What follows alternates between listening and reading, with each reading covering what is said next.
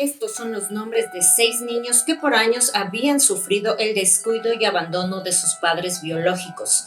Ellos ahora sonreían al ver que la vida les daba una nueva oportunidad. No todos los niños abandonados cuentan con la suerte de ser adoptados, mucho menos con su grupo de hermanos.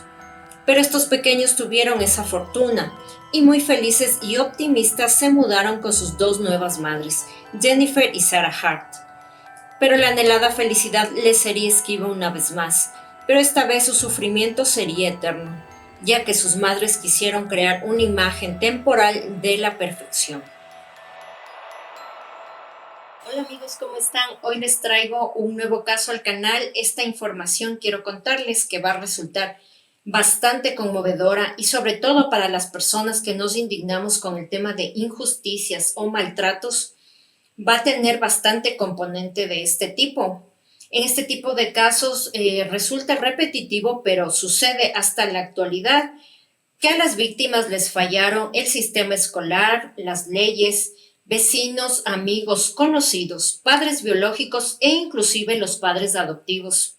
También quisiera pedirles que ampliemos nuestra mente para recibir esta información, pues lo podemos apreciar más allá de un sesgo de la identidad de género de las victimarias y la raza de las víctimas, pues lamentablemente este caso es mucho más que eso. Dándoles esta introducción, les doy nuevamente la bienvenida y vamos a ver los detalles que tenemos a continuación.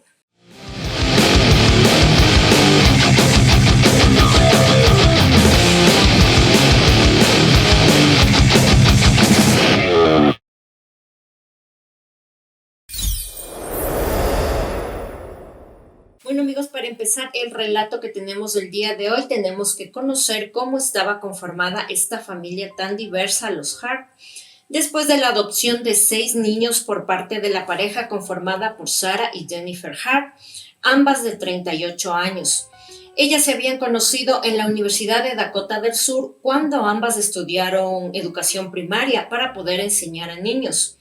Luego Sarah siguió una especialización para poder acceder a educación especial y poder educar a este tipo de niños también.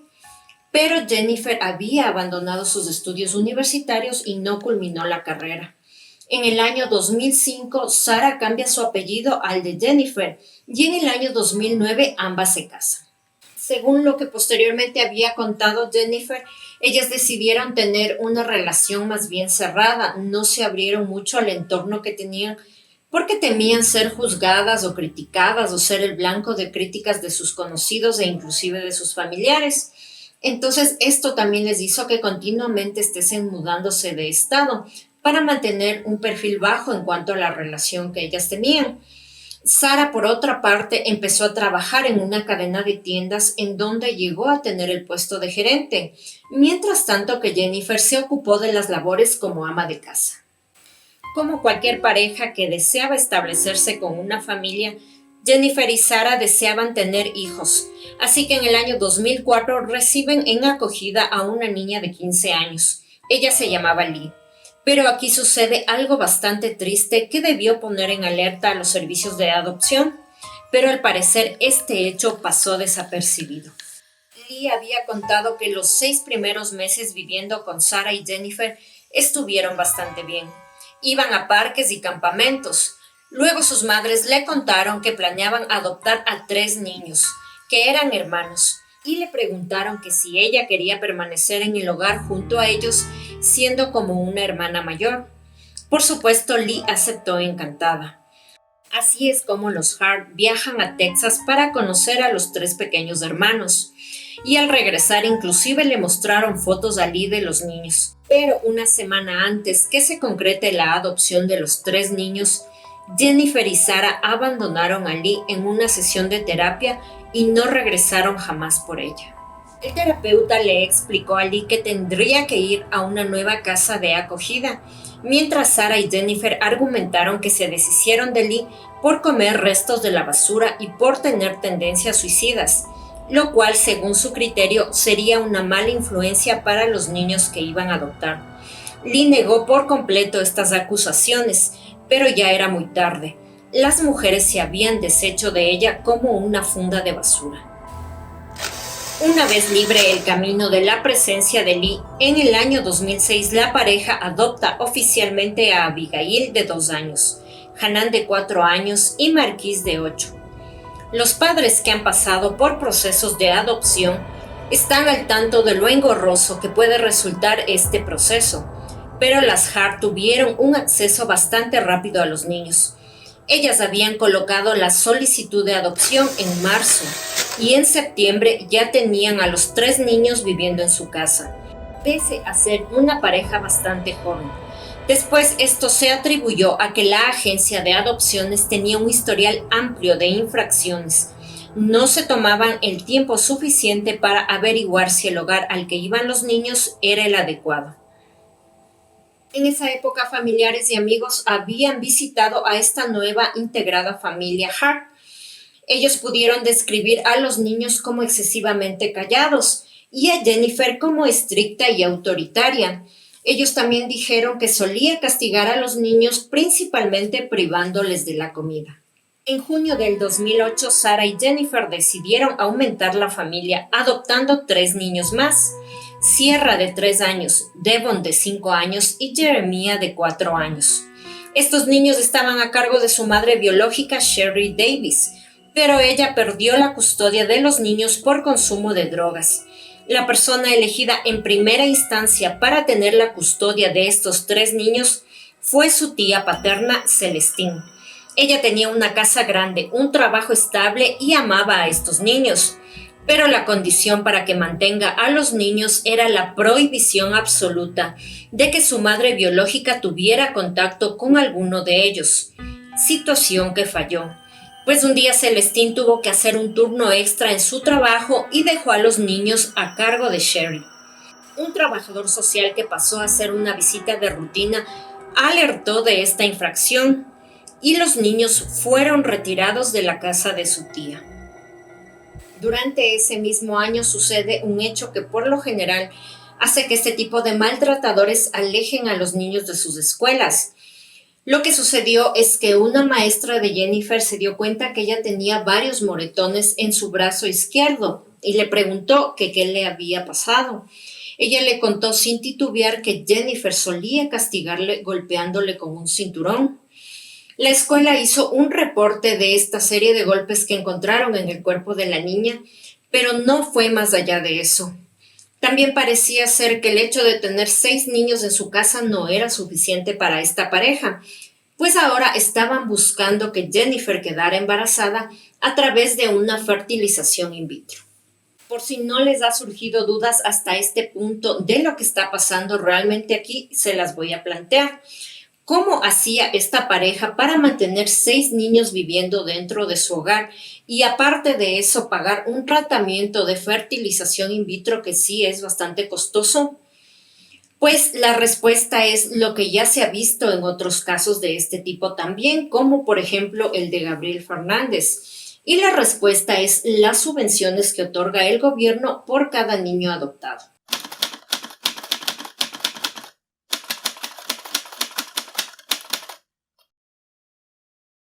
Pero todo este relato no resultaría lo suficientemente perturbador y sobre todo indignante si no supiéramos lo perfecta que aparentaba ser esta familia, sobre todo en las redes sociales.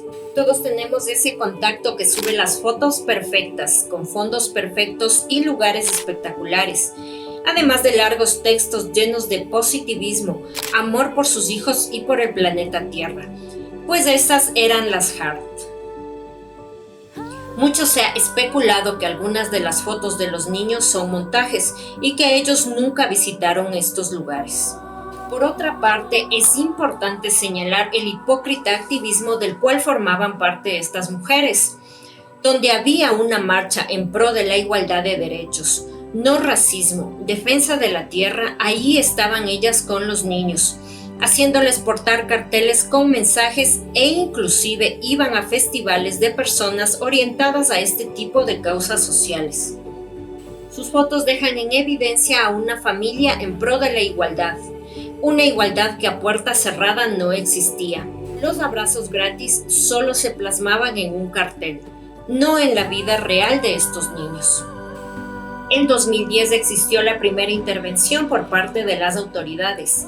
Abigail dijo que tenía moretones en la espalda y en el vientre, y que Jennifer la había golpeado por haber encontrado un centavo en su bolsillo y haberla acusado de ladrona.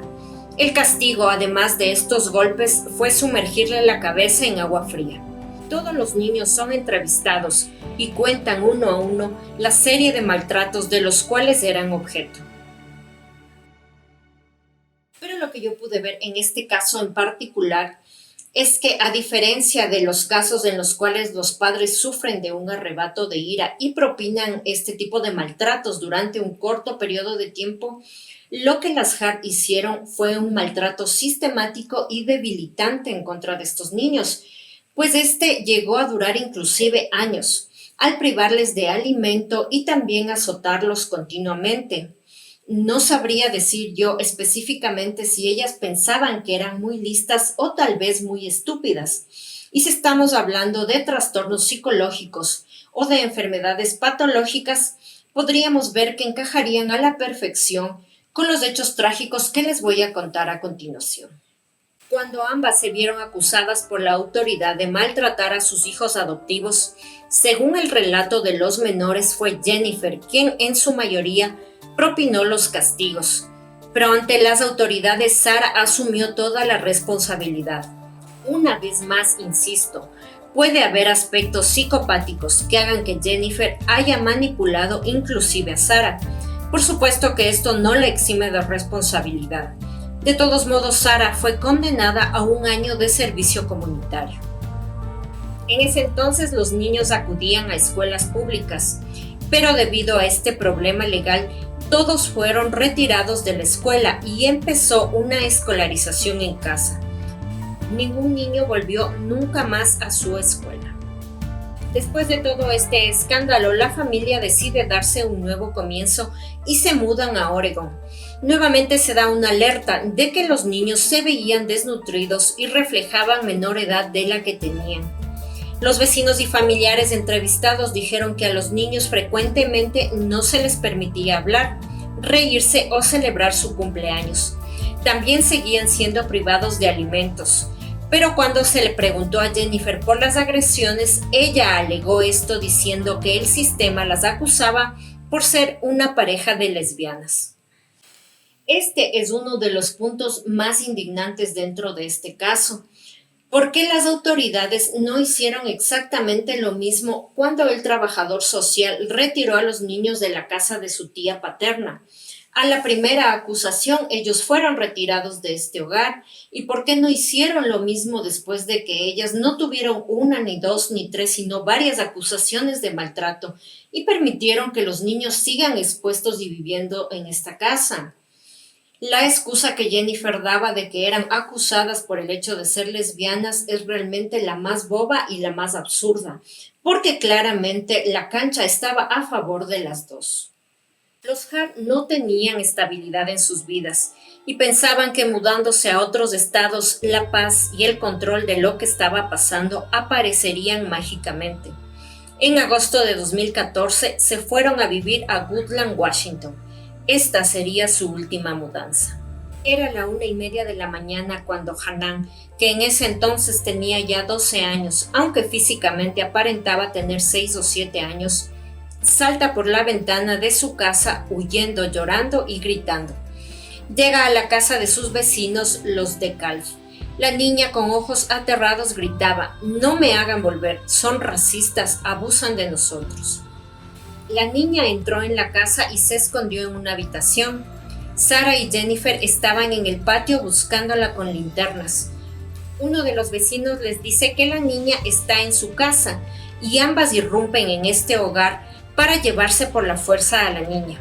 Al ver esto, la dueña de casa les dice que la dejen en paz porque la niña está aterrada y que por favor le permitan calmarse. Jennifer, como siempre controladora, le pidió a Sara que salga de esta casa y que vaya a cuidar a los otros niños y que ella se haría cargo de esta situación. Así que al salir Hanan de su escondite, Jennifer hace que por inercia, imagino yo que solamente con el control de su mirada para que su vecina no note lo que estaba pasando, la niña salga de esta casa y obedezca.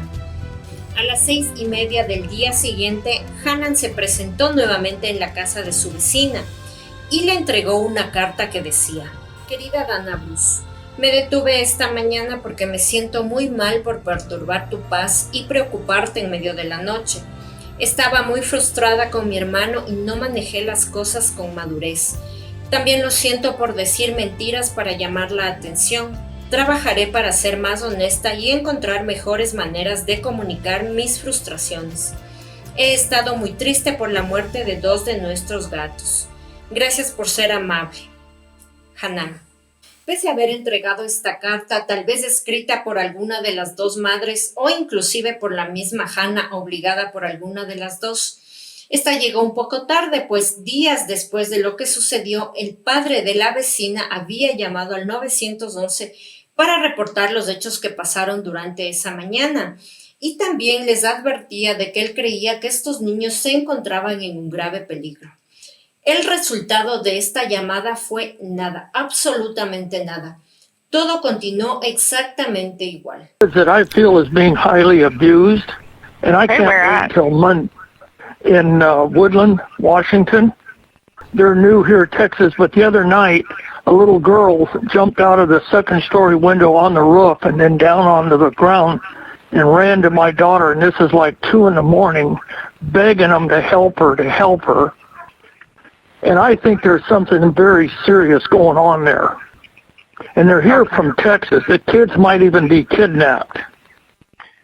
And basically, my son-in-law is like most people. They don't want to get involved.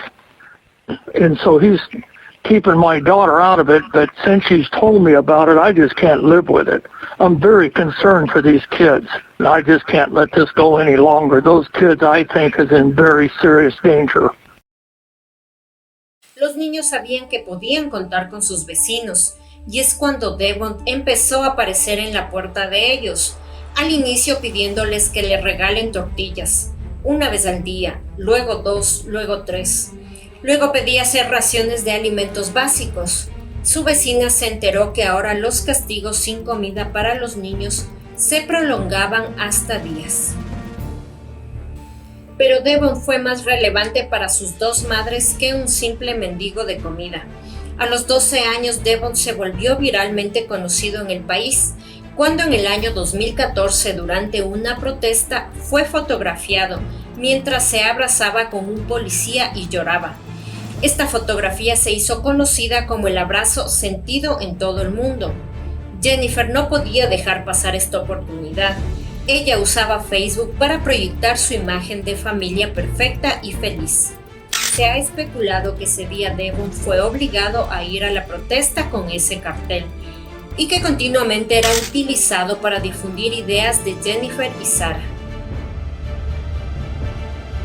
Como en toda historia, llega un punto de inflexión, y este llegó cuando los vecinos hicieron que el servicio de protección infantil se presente en la casa de los Hart en 2018, pero al llegar no encontraron a nadie.